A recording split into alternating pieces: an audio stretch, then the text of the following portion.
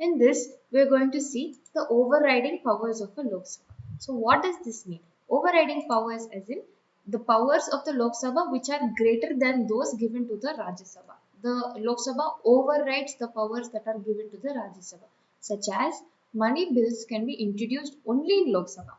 So money bills is a concept that you will learn in your later chapters, and in terms of a money bill, the Rajya Sabha's function is only recommendatory in nature. They cannot pass a money bill or they can reject it. In a joint session, Lok Sabha has a bigger say due to its numerical advantage. Literally, Lok Sabha has double the number of members that are there in the Rajya Sabha. And in Lok Sabha, the Council of Ministers are responsible to the Lok Sabha and can remove a government.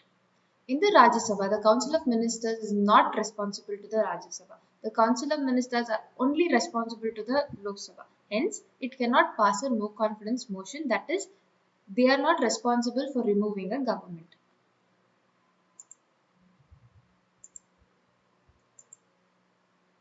Let us see the overriding powers of a Rajya Sabha. This is the scenario where the Rajya Sabha has more powers than the Lok Sabha. The Rajya Sabha can declare a subject included in the state list as a subject of national importance.